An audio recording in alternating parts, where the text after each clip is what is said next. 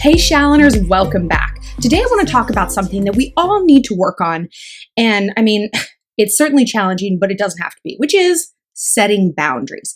Now, what does that mean? It's like, I used to think of setting boundaries as being like more just about like guys and hooking up. You know, it's like, I won't do this and I will do this and I don't want to have sex until I'm married or whatever it is. You know, it's like I kind of only put boundary setting in that category. But really, boundary setting is for all aspects of your life and it is crucial to lead a healthy life. Why? Because there are only so many hours in our day. We only have so much energy that we can spend in a day. And more than anything else, like we don't get that time back, you know? So we have to look at how we're spending our energy and our time. And if we really take like a hard look at it, a lot of times we're spending emotional currency towards things that are making us actually miserable. So that's why boundary setting is key. Because it's like living someplace. I need to know where I live. Is this my property? Is this your property? Is this the edge of my real estate? Is this my room? Is it your room? Boundaries exist in the physical world for a reason. And so they have to exist inside us and our relationships as well. And I will tell you 5 easy steps to set them without becoming like a social pariah and making everyone hate you. It's easier than you think. But first, just want to remind you guys that if you have a love question of your own, follow me on the Instant Go app. My username is ShallonXO and click chat to be connected, and follow me on Insta, Twitter, and Snapchat at ShallonXO as well. Anyway, boundary setting. So the first thing you want to do is, I guess, kind of figure out where your boundary priorities need to be. Like, is there a certain aspect of your life where you're like, oh, like you really need to set these? And that can almost be like the hardest question because you're like, I don't know. No one wants to feel like they're like a boundaryless jellyfish person with just stuff passing in and out. But kind of look at your life and look at areas where you want to improve things or places where you have a lot of anxiety. For me, I have a lot of social anxiety, which you don't think because I'm very socially fluid and I'm good at it. So no one thinks like, oh, Shallon's anxious. But I eat and I drink out of anxiety. It's like I'm self-soothing with food. I have to have something in my mouth. And I get put in situations a lot because of like what I do for a living. I'm kind of a socialite. I'm like, you know, on the party scene where I'm doing a lot of small talk and I want to die. Like it's horrible for me. But again, I'm good at it. So nobody notices that.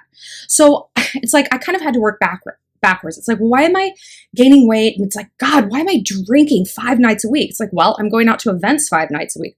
Okay, well, what makes me drink there? It's like, oh, I'm making small talks with publicists and people in my industry that like I don't actually want to be talking to. I just want to be talking to my friend who I brought. And so it's like, okay, so I'm making small talk and I don't like that. So I need to set some boundaries. And a lot of times socially, like it's not appropriate, you know, like situations are going to be what they are. So it's like, all right, instead of taking my friend to this event just because it's like, it's going to look good on Instagram and, you know, I'll get like some brownie points for work for going. No, I want to hang out with Becca. I'm just going to go hang out with Becca. We're going to get sushi. We're going to talk. And I'm not going to need to like panic eat and panic drink because I'm with someone who I really love. Like, so in that sense, you kind of can work backwards. But like, let's look at other things in your life. It's important to tune into your like inner compass, your inner instinct, and get a sense of like, does something sway towards a no? Or does something sway towards a yes? And something is using a saw outside my door. Whoops.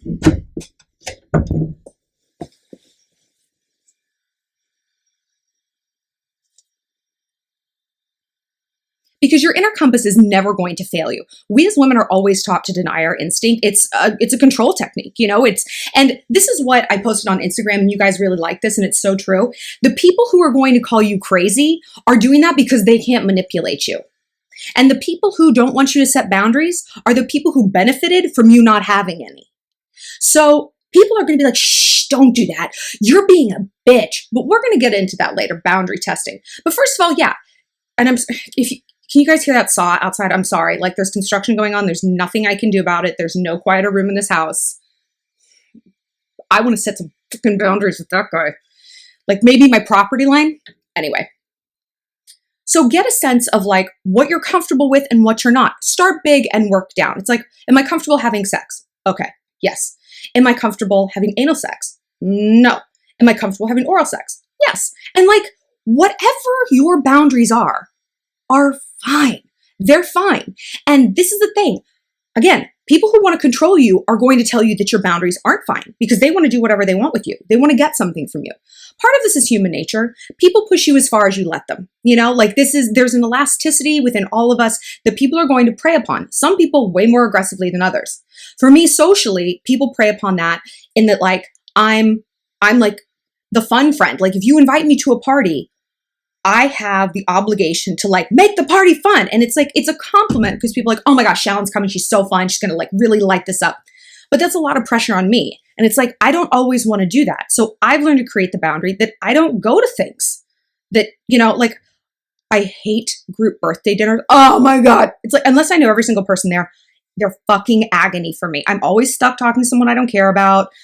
The drama when the check, there's just always something. And it's I just don't want to do that. That's one of my boundaries. I will celebrate privately, but that's where I have to draw the line for my own health. And the people who don't like that, they don't like it. So yeah, get clear on what your boundaries are. And also realize that one of the main places you're going to have to set boundaries is with your family. I was talking to one of you guys on Instago the other day, and she's from a Pakistani family, and her mom and dad married when they were 28, and she's 23. And so they're you got to get on this marriage thing. And she's studying to go to law school. And she's I don't know. It feels so unnatural to have to set boundaries with your family. And I'm aha, exactly. But it's not.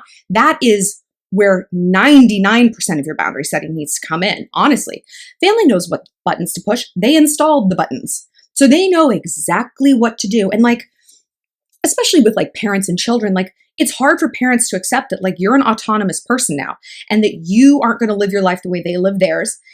It usually comes from a good place. They want you to be happy and they think, well, hey, this is the path I've walked. It turned out okay. You need to walk this path too because it's a path, and don't just wander around in the woods by yourself. An imperfect path is better than none. But that's not always true. We got to find our own.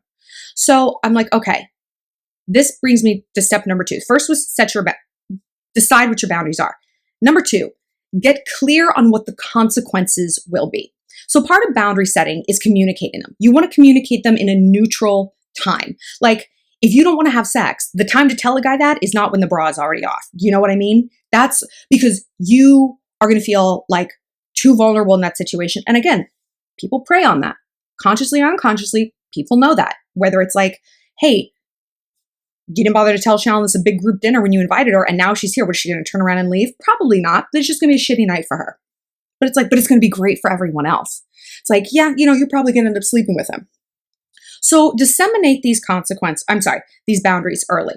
Say you're trying to save money. Tell your friends ahead of time. It's you guys, April is going to be my month to save. I'm going to really try and pinch pennies. So unless something is unmissable, I'm going to be living on the cheap and blah, blah, blah. Because you don't want to do it in the moment, because then people might not, they're going to try to talk you out of it. And usually when we set boundaries, it's hard to keep those fences up, because especially if it's something we want to be doing, eating or drinking or spending money or having sex, it's hard to be no, it just takes a little poke and you're okay. So get clear on what those boundaries are and disseminate them in a neutral time. Before you even get drunk with a dude, be I just bring it up in a casual manner. It's I know some girls are just all about hooking up. Me, I don't really want to sleep with someone unless I'm in a committed relationship. I'll make out and stuff. It's just really not my thing. And let him accept or reject that, But when you do it in the moment, it's difficult. Now comes the hard part. Get clear on the consequences of boundary breaches, because there will be breaches. We as humans, we're like fence testers. I always think back to Jurassic Park, the first one, not that Jurassic World fuckery, but Jurassic Park, where it's the guy was oh, the velociraptors have learned to test the fence to find weak spots. And that, for some reason, that just always stuck with me, because people are the same way. We're zzz, zzz, zzz. Oh, that's weak. Here's a weak spot. I know that I can get Shallon to go out if I say oh, we're going to a country concert. Okay, she's going to come out even though she said she's trying to save money and not eat too much. So it's people learn that. Again, it's human nature. So get clear. So accept that people are going to be pushing these boundaries. For the girl whose parents were nagging her about getting married, I was tell your dad ahead of time. You know what, Daddy, I love you, and I'm so grateful that you're looking out for my future and wanting to set me up with all these dudes. But I have just decided I'm not even going to think about dating with intent to marry until I'm 30. I love you and mommy. I want what you had, but right now I need to focus on my career. So, and this is where the consequence comes in. And again, say this in a neutral situation. Be like, so if you guys want to bring it up, I love you, but I'm just going to kind of have to remove myself from that conversation. It doesn't have to be dramatic. It doesn't have to be a threat. It doesn't have to be posted on the whiteboard. It's just like, if this continues, behavior X results in consequence Y. And again, like it doesn't have to be this like threat and this punishment. I've said before, I don't want to be anyone's emotional parole officer, But I do need people to know that like, hey, this is my line. You can tell it to a guy. It's like, hey, like if you keep asking me for nudes, like to say that. It's like, one thing, I don't send nudes. And like if a guy asks me, like I basically cut him off. Because then if they know that and they still choose that behavior, they have chosen their consequence. It's a phrase I love. You choose your behavior, you choose your consequence. But people, you can't give them that like responsibility if you don't communicate what the behavior and consequence dynamic is. So I try to be really, really clear on what my boundaries are. Guys, I'm trying to save money this month. So, just to let you know, if you invite me to things that are super expensive, I'm going to be sad and I'm not going to be able to go. Like, it doesn't have to be a threat thing. It's just like, I'm letting you know that I'm going to be saying no. And it's not a personal thing. It's because of this other goal that I'm pursuing. So you also need to be clear on what the consequences are for you. Because a lot of what I hear you guys saying when I ask you, it's like, well, what are the consequences going to be? It's like, well, I'm going to be mad. That isn't a consequence. That isn't a consequence. Think about it in terms of the judicial system. You kill someone and it's not the judge is mad. I'm disappointed, but you may go because that's all the consequence that I came up with. No, like no shit, people are mad. There's something else beyond that. So like you just getting mad isn't even a consequence for the other person, because if they're trying to manipulate you and get something for you, waste your time, take advantage of you, whatever, they kind of don't give a shit that you're mad. You're a means to an end for them. So it's got to be bigger than that. It's got to be like, okay, fine. If my friend only ever asks me for advice, I have friends like this. It's like I am just like their on-call therapist, but they're not paying me. And like they never ask how I am. They never ask what's going on in my life. They never say thank you. They don't even listen to the advice I'm giving them. And I give good advice. So I'm like, okay, I've told them, if you don't want to follow my advice, please don't ask me. That's boundary and that's consequence, okay? The other half of that consequence is because I can't keep getting involved in this and I can't keep engaging in this dialogue. And guess what? Velociraptor, fence testing. He doesn't love me, blah, blah, blah, blah, blah. Did you listen to what I told you? Did you do what I told you? No? I'm sorry, I cannot engage with this anymore. People are animals. And how do you train a dog? Every single time they do X, it results in Y. Every single time a kid throws a tantrum, it results in this consequence. That is how you train anything. 99 times out of 99, this equals that. So it's tiring, right? Like setting boundaries is tiring, but that's what child rearing is. That's what animal training is. It's behavioral training, both for whoever you're dealing with and for yourself. Because, we have to get good at holding this up too. And I think the worst parents out there are the parents who do what's easiest for them and not what's best for that child. Same with animals. It's like, oh yeah, we let him like roam all over the neighborhood and eat whatever he wants off the table. Okay, well those people food is like killing his inside and he's going to get hit by a fucking car because he's wandering the streets. And I know that that's easy for you, but it's not good for them. Yeah, the kid just screams and has a tantrum and give him whatever he wants. Oh, that's a great way to move someone through life. Yeah, that's going to work real well as an adult. He's really going to thrive, but that's easiest for you. And we can make up all sorts of excuses for why we do this. Oh, I don't want to be mean. I want them to like me. It's laziness and it's selfishness, and it's fear that, oh no, someone's going to leave. That's how it plays out when we're an adult. I don't want to set this boundary because like this person's going to leave. I've become like really good at boundary setting. I mean, there's always room for improvement, but I've become better at it and more cognizant of it. And I kind of like it when people get mad because I'm like, aha, I see you now. Like I see you for the manipulator you are. You aren't my friend. Like the friend who was like, beep, boop, boop, I'm so sad. When I was like, I am done with this. I can't do this anymore. Fuck you. I thought you were my friend and I just need your help. You help all these stupid people online and you won't help me. No, thank you. No, you're right. Not, oh my gosh, I need to see a therapist. And I was like, I see you now. And it's painful. It's painful to think you've been used by someone who it's like, I thought we cared about each other on some level. Apparently not. But I would rather walk in the light of the truth on that because now I am the one who is free. I'm free from obligation to this person. Oh, you want me to go to your stupid dinner? No, I don't want to. I don't have to answer your text. I don't have to introduce you to someone. I'm free. And you're free to go test a fence somewhere else because I'm all electriced up. So when that happens to you, it's going to be painful and people are going to get mad. You know, it's going to be hard when you see people get mad. But like, it's almost like when it's late at night and you take off all your makeup and you start like looking at your pores, ostensibly, you shouldn't want to find anything, right? Like you should want like perfect pores. But then you find one that's clogged and you're like, I'm coming after you. It's like that. It's like, I shouldn't be happy when people get mad, but I am because now I have something to kick out. You know, now I have some like some work to do. And I want to know who is in my life for the right reasons and who is in my life for the wrong ones. I want to know that every single plant that I'm watering, every single relationship I'm watering is growing and they're giving something back to me and that everyone's here for the right reasons, like tested on The Bachelor, you know? And so like, show your ass, show me. But this is hard when it comes to family, right? Because you can't just cut your family out of your life. I mean, you can, that's a whole separate video, but it is hard. I mean, it is something people struggle with their entire lives. And shitty family members know that. They press those buttons that they have installed. They run up against that emotional electric fence again and again and again. So you have to kind of expect that. You have to expect boundary violations. Again, it's not always because someone's mean, but when you communicate again and again, hey, Dad, I've told you I don't want to talk about this. Then you have to start putting behavioral action into place. He's on the phone. When are you going to get married? Oh, gosh, you know what? I've got another call. I got to go. Love you. Bye. And pretty soon he's going to be like, why do you always have another call when I bring up marriage?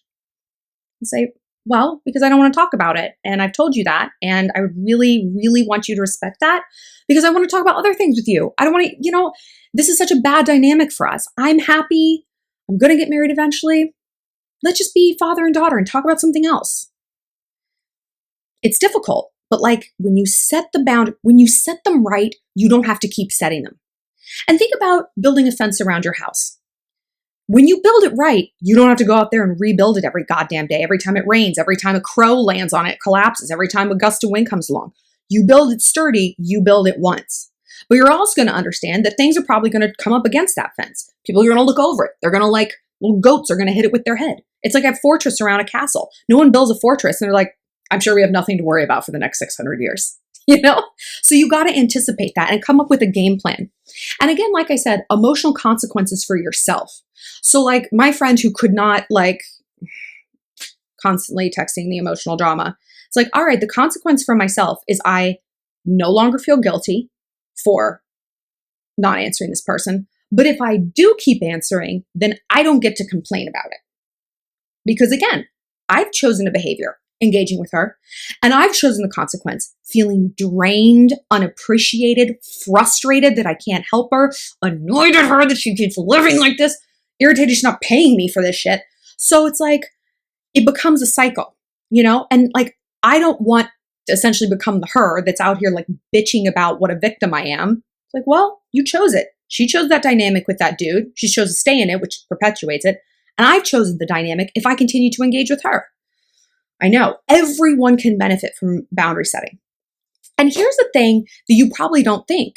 It's going to improve your relationships. 100%. Because like I said, you're weeding out the dead plants that you've been watering. You're weeding out the people who are going to keep testing that fence. And people like to know what they're dealing with too. Like, I don't like it when I'm planning like a big girls' night. Say I plan a lot of parties. I host a lot of parties in my apartment, even though it's small. It's like our little champagne slipper, we call it. So, you know, my friends come over a lot and like, I don't appreciate it if I buy a case of champagne and everyone comes over and they're like, oh yeah, we're not drinking this month. I would have liked to have known that. Like if that's your boundary, that's fine. Communicate them so that everyone else can plan. Because otherwise it becomes like a martyrdom thing. Like if I don't tell people that I don't like small talk and group dinners, and I go and I'm just like this brooding emo mess, like who does that help? They don't understand why that's going on. They're miffed. And now it's a whole separate problem. It's taken on a life of its own. Where if you are clear on who you are, even if it's an unpopular opinion, even if you're like, I'm not going to drink until the 4th of July, people are going to be like, ugh, good for you. That's going to rock their individual boat. But then they realize they are in their individual boat. And in their boat, they can drink as much as they want, And like at the end of the day, what I do doesn't really affect my friends. Vice versa. If they want to work out and do CrossFit every day, okay, that's fine. Just let me know. Because then we can all truly understand what we're bringing to the table. And I like somebody who has a lot of boundaries because I admire them and they prompt me to set more boundaries. So that's something I want to be in turn. I want to be a leader. And a leader knows exactly who they are. A pack leader is that because, as I've said in this alpha male video, a pack leader is a pack builder. And you want other people to be built up. You want them to know who they are, where they're going, what they want, and to cut that extraneous bullshit out of their life. Stop hemorrhaging energy to a friend who doesn't appreciate you, a coworker who's always pushing her work on you, a sister who just calls you to bitch about how much, your life sucks and how cool she is in comparison. Streamline it. Why? Goes back to what I said in the beginning. We only have a certain amount of energy and certainly a certain amount of time. I don't want to spend it, mending my fence, constantly going out there and mending my fence every day. I want to build it once and build it strong. And inside my little world exists my goals, my passion project, my ability to help others, my relationship building. I want everything inside my territory to be positive and working for me and working for those people around me. And it all comes back to boundaries. Right? It's not that bad. Like we can do this. So if you guys have other individual questions about this, find me on the Instant Go app. My username is ShallonXO and click chat. Click like and subscribe for new videos every Friday, but basically one almost every day because I have nothing better to do right now. And follow me on social at InstaSnap and Twitter at ShallonXO.